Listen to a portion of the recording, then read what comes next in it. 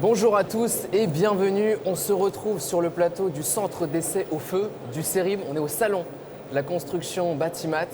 Et aujourd'hui, on va parler des solutions que propose l'entreprise Rockwool pour la sécurité incendie. Quelles sont ces solutions avec de la laine minérale pour les constructions en bois? Alors pour en parler, nous sommes avec Bruce Lemadec. Bonjour. Bonjour, Vous êtes chef de projet pour la sécurité incendie. c'est ça. Et d'ailleurs, j'ai cru voir que vous étiez présent au salon Batimat en 2015. Oui, ça commence à remonter maintenant. Ouais. Si mes calculs on n'y sont vient bons, pas tous les jours, tous les ans. Si mes calculs sont bons, c'était il y a 7 ans. J'imagine que Rockwool s'est bien développé en 7 ans. Et puis Mélissa Laurence, bonjour. Bonjour, Vous êtes responsable en études et développement à CERIM Grand Ouest. c'est exact, c'est ça.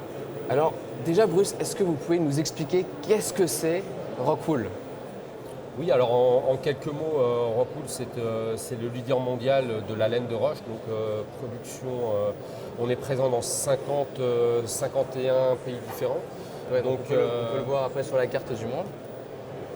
Donc à ce titre, en France, nous avons notre propre usine de production qui se trouve à Saint-Éloi-les-Mines, donc dans le Puy-de-Dôme. Et nous avons là-bas 3 lignes de production pour une capacité d'environ 250 000 tonnes de laine de roche en production par an.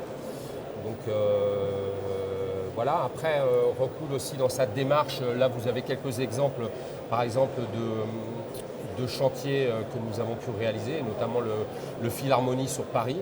Ouais, c'était juste avant le Philharmonie sur Paris. Voilà. Il faut savoir que Rockwool est engagé dans les problématiques de développement durable. Voilà, ça fait partie de l'identité de Rockwool. Nous intervenons, là aujourd'hui on a vu apparaître les différents objectifs de développement durable des Nations Unies. À ce titre, nous nous engageons sur 10 d'entre eux.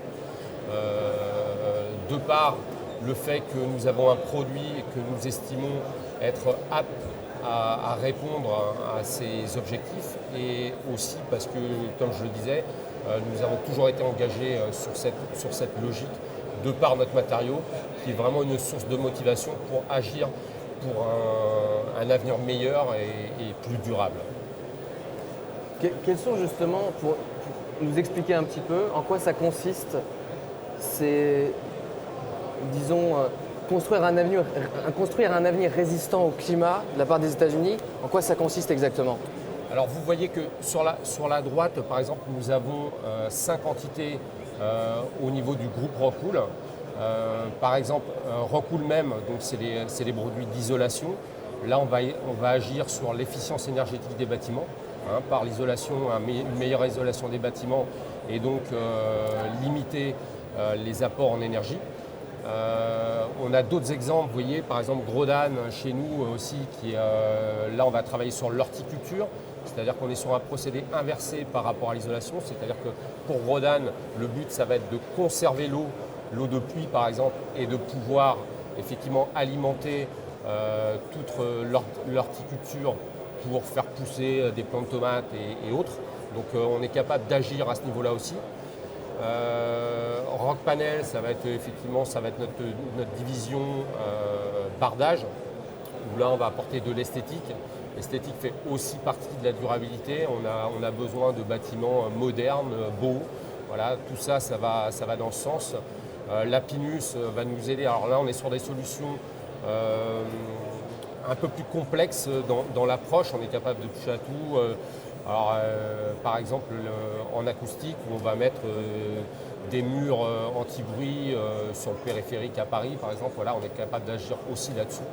Et enfin, Rockfon, qui est présent avec nous au niveau du siège à Paris, donc qui va s'occuper alors là, c'est notre entité plafond, donc des plafonds hautement acoustiques. Donc qui va apporter une performance supplémentaire au bâtiment sur l'aspect acoustique. Parlons justement de ces produits Rockwool. Quel est le lien entre les constructions en bois et puis vos produits? Alors, comme je vous le disais, on est pleinement intégré dans cette approche de développement durable. On voit qu'aujourd'hui, c'est vraiment un effet, voilà, il faut faire quelque chose pour notre planète. Et dans ce cadre-là, voilà, on se présente comme un matériau minéral, on est à 97%, On utilise de la roche volcanique à 97% pour fabriquer de la laine de roche. Donc dans ce cas, de par cette constitution, on est d'abord minéral, mais aussi écologique. Donc c'est un matériau qui s'inscrit pleinement dans cette optique de développement durable. Et effectivement, on a des produits qui sont performants à tous les niveaux, pas seulement sur la thermique et l'efficience énergétique, mais aussi on s'attache à mettre en avant nos propriétés phoniques d'un côté, et bien évidemment la sécurité incendie n'échappe pas à la règle. On est aussi capable de protéger certains matériaux contre l'incendie.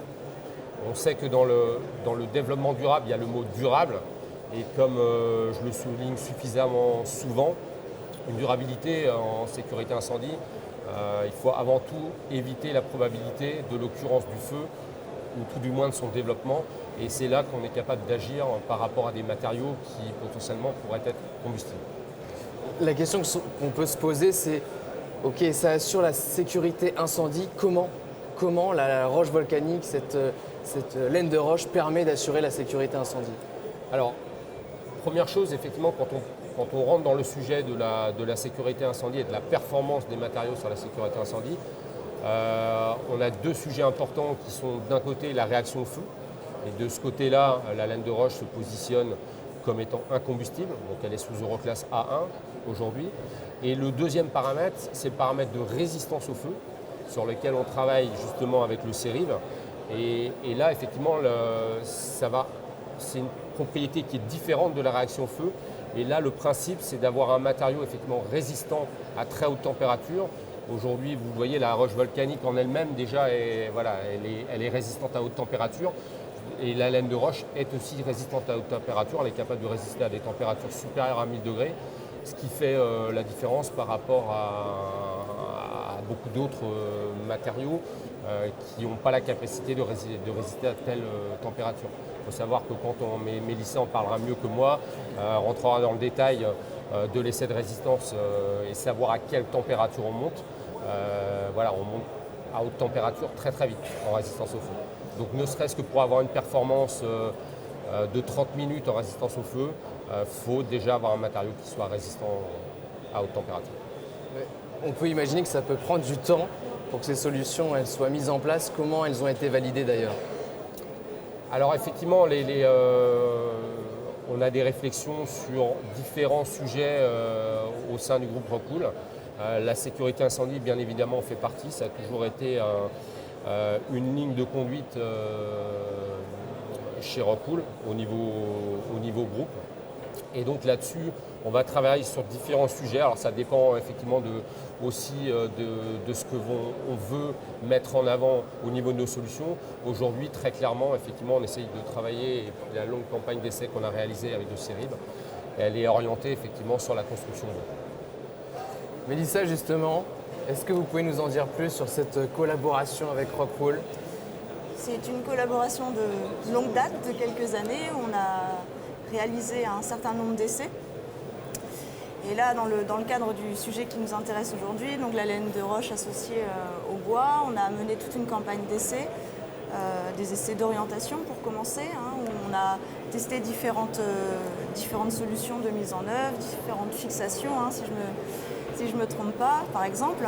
Donc c'est des essais qu'on a réalisés sur 4-5 maquettes en même temps, qu'on a instrumentés de thermocouple dans différentes conditions, différents endroits sur le bois, l'interface entre les matériaux. Et à partir de là, donc on a pu définir des solutions plus favorables ou moins favorables, étudier ensemble les résultats des essais et ensuite mener des essais à plus grande échelle sur des cloisons pour valider des systèmes constructifs, donc déterminer la performance de résistance au feu des solutions Rockwool par la définition des critères EI. Alors les performances qu'on a pu atteindre, c'est du EI 120, si je me trompe pas, sur les systèmes. Sur la construction bois, aujourd'hui, on s'est limité à EI 60. EI 60, par rapport aux exigences réglementaires qu'on retrouve effectivement sur la présentation ici. Tout à fait. Donc le principe au niveau de nos essais, c'était de pouvoir répondre aux deux premières lignes, donc celle qui est en verte et dans un premier temps qui est la performance sur la paroi complète. C'est ça. Donc là, on a une recherche pour les façades vitrées d'un E 60 minutes intérieur-extérieur et d'un E 30 minutes extérieur-intérieur. Et également sur les façades aveugles où là, on est sur du EI. Donc E anciennement par flamme, EI anciennement coup feu. Alors, vous étiez présent au salon il y a 7 ans. Qu'est-ce qui s'est passé en 7 ans pour Rockwool? Rapidement, bien sûr. C'est difficile. Il s'est passé oui, beaucoup de choses. Tous les ans, on travaille sur des problématiques nouvelles. C'est récurrent. Il faut être capable de répondre aux clients sur ses propres problématiques. Alors juste pour vous donner un ordre d'idée, aujourd'hui, on travaille sur un nombre de références chez nous qui est environ de 2600 produits. Donc qui est quand même, vous voyez, je ne vais pas parler de lourdeur parce que c'est toujours intéressant d'avoir des nouveaux matériaux, ouais. mais suivre tous ces matériaux-là, c'est très compliqué. Il faut savoir qu'on recherche systématiquement et la France est aussi dans une logique d'avoir une qualité au niveau de ses matériaux, au niveau de ses procédures d'essai. Si on a choisi aussi de série, c'est parce qu'il y a un agrément du ministère de l'Intérieur derrière. Et ça, c'est très important pour nous d'avoir la qualité derrière. Si vous prenez un matériau isolant, la première chose, c'est d'abord être assermi. C'est pareil, c'est une qualité franco-française. C'est tous ces objectifs-là et ces performances qu'on va aller rechercher pour pouvoir proposer les meilleures solutions sur le marché. Et ça, pour bien évidemment proposer quelque chose de qualité à nos clients. C'est important la qualité prime. Alors, on peut imaginer qu'il y a quand même beaucoup de difficultés quand on veut créer, mettre en œuvre ce type de solution. Quels ont été peut-être les challenges que vous avez rencontrés? Alors le challenge le plus difficile, c'est effectivement qu'on a dû passer par pas mal d'essais d'orientation parce que le bois, c'était pas forcément le matériau qu'on connaissait le mieux en termes de comportement au feu. On était persuadé qu'on était capable d'apporter des solutions à ce matériau et à la construction bois. Mais il a fallu passer par des étapes intermédiaires d'orientation pour pouvoir trouver les solutions adaptées. D'ailleurs, on y est encore aux séries parce que les essais ne sont pas terminés. Là, on a été capable de valider la performance, on l'a vu sur le slide précédent, sur la paroi complète, d'apporter également la protection que l'on se doit d'apporter au montant en bois dans l'ossature bois, c'est-à-dire que là, on va essayer d'apporter soit une réponse par ce qu'on appelle un écran thermique 30 minutes, c'est-à-dire éviter qu'on atteigne la température en interface entre l'élément de protection et le bois, cette température étant fixée à 250 degrés. Ça, c'est la première chose, et ça, c'est pour répondre notamment à la problématique des bâtiments de 3e famille d'habitation. L'exemple du bâtiment de 4e famille d'habitation va au-delà de ça, c'est-à-dire que là, on est sur une notion de coupe-feu, donc de EI30, à l'interface, toujours entre le montant et le matériau de protection. Donc là, on a pu trouver effectivement dans notre gamme des matériaux capables de répondre à ces deux problématiques. Avec d'un côté, sur la partie bardage, on voit sur le schéma de gauche, ce sera notre système. Alors le système initial, sur la partie ossature bois, ça a toujours été notre système MB-Rock Premium. Donc c'est l'isolant qu'on vient placer entre montants d'ossature. Et ensuite, pour l'aspect protection, on va se servir des isolants qu'on utilise de manière relativement classique en isolation par l'extérieur, avec d'un côté en bardage ventilé, par exemple le Rock Façade Premium, qu'on voit sur le schéma de gauche et qui est rapporté au travers de l'OSB sur les montants en bois par fixation. Et ensuite, on vient placer, vous voyez, le bardage par-dessus. Donc là, c'est l'aspect bardage ventilé. On a aussi une solution, plusieurs solutions, mais celle qu'on a retenue ici pour la protection des ossatures bois, ça va être l'EcoRock Mono qu'on utilise là dans une application d'isolation sous enduit. Donc là, au lieu de placer un panneau devant l'isolant, on vient directement appliquer l'enduit sur l'isolant. Donc c'est la deuxième technique qu'on retrouve de manière assez classique dans le monde du bâtiment quand on vient aujourd'hui isolé par l'extérieur. Et c'est une pratique aujourd'hui relativement commune qu'on voit de plus en plus apparaître aussi parce qu'on perd moins de place à l'intérieur de son bâtiment. Donc ça c'est important. Le prix du mètre carré augmentant, on cherche à trouver un peu plus d'espace à l'intérieur, donc on vient isoler par l'extérieur. C'est une certaine logique là-dedans aussi. Donc on est capable de monter à de très hautes épaisseurs et donc d'avoir une efficience au niveau thermique très forte, que ce soit sur l'un ou sur l'autre d'ailleurs. Alors, on arrive bientôt à la fin de cet entretien. Parlons peut-être du futur. Quelles sont les nouveautés à venir pour Rockwool ? Aujourd'hui, c'est difficile à dire. Alors, on va se concentrer avant tout sur nos objectifs, parce que je reviens sur les objectifs qui sont fixés par les Nations Unies. Ça nous tient vraiment à cœur de travailler déjà en interne chez nous. Et ça, voilà, c'est toujours un travail de longue haleine. Aujourd'hui, par exemple, on a un système de recyclage des produits, de nos propres produits en interne qui fait partie de cette logique de développement durable. Voilà, c'est des projets très clairement orientés vers le développement durable. On va agir, comme je vous le disais, par rapport à nos performances. Donc on va pouvoir agir voilà, sur les performances que nous avons, qu'on est capable d'apporter, que ce soit en acoustique, en thermique ou en sécurité incendie. On a vu l'exemple de la rétention d'eau de pluie aussi. Voilà, on a des matériaux qui sont adaptés pour ça. Voilà, on a beaucoup de choses et c'est le côté très motivant du matériau qu'on a entre les mains. Parce que la laine de roche, on est convaincu, effectivement, elle est capable d'apporter beaucoup de choses dans ce monde que l'on veut construire aujourd'hui. Oui, on voit qu'il y a beaucoup de qualité. Et puis finalement, pourquoi le choix du CEF ? Alors le choix du CF, alors je l'ai expliqué de manière assez formelle et qualitative juste avant. La première chose, c'est effectivement l'agrément du ministère de l'Intérieur qui pour nous est important. On ne peut pas se permettre de travailler avec n'importe quel laboratoire. Aujourd'hui, il y a trop de laboratoires agréés par le ministère de l'Intérieur en résistance au feu. Et le CERIB en fait partie. Et le choix du CERIB, c'est d'abord par rapport aussi l'accompagnement, que ce soit au niveau technique et au niveau humain. Voilà, on a affaire à des gens qui sont disponibles et sympathiques. Voilà, donc ça c'est important d'avoir un soutien technique. Comme je le disais tout à l'heure, je ne l'ai peut-être pas dit, c'était peut-être en off juste avant.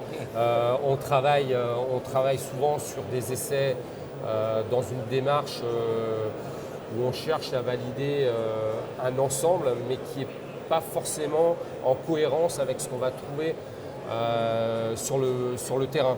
Alors des fois, on a des clients qui rigolent un petit peu par rapport aux essais que nous avons réalisés. Alors il suffit juste de leur expliquer, effectivement, quand il nous arrive de faire des essais qui n'ont rien à voir avec le mode constructif qui est utilisé sur le terrain, mais notre choix se porte avant tout sur la validation d'un maximum de solutions. Là, vous voyez par exemple nos essais, on a vu avec le bardage tout à l'heure, ou l'isolation sous enduit, on ne fait pas les essais avec l'enduit ou le bardage dessus. Parce qu'il faut penser que derrière, on a aussi des partenaires et on ne peut pas se permettre de faire des essais avec chaque partenaire. Donc le plus simple pour nous, c'est de faire l'essai sur la laine de roche à nu parce qu'on a confiance en notre produit sur l'aspect résistance au feu et d'apporter la solution à l'ensemble de nos partenaires, que ce soit en enduit ou en bardage. C'est ça, l'objectif des essais, c'est d'optimiser, de rechercher les bonnes solutions, mais voilà, c'est de venir nourrir en fait les documents de preuve dont Rockwool a besoin, donc les appréciations de laboratoire, les procès-verbaux, donc tous ces essais d'orientation, comme on disait, on essaye d'en mettre le moins mais le plus aussi, de regarder le maximum de choses et ça ne se fait pas en un claquement de doigts, ça ne se fait pas en un seul essai, il y a plein de solutions possibles, donc voilà, on travaille en collaboration avec Bruce pour optimiser les essais, pour toujours pouvoir étendre les solutions pour qu'ils puissent ensuite proposer à ses clients un éventail de mise en œuvre la plus vaste possible. Oui, le meilleur, le plus adapté en tout cas à la situation. Ou adapté aux clients en tout cas, bien sûr. C'est ça, voilà, qui va pouvoir viser le maximum de clients possible. Mélissa, Bruce, merci beaucoup pour cet entretien.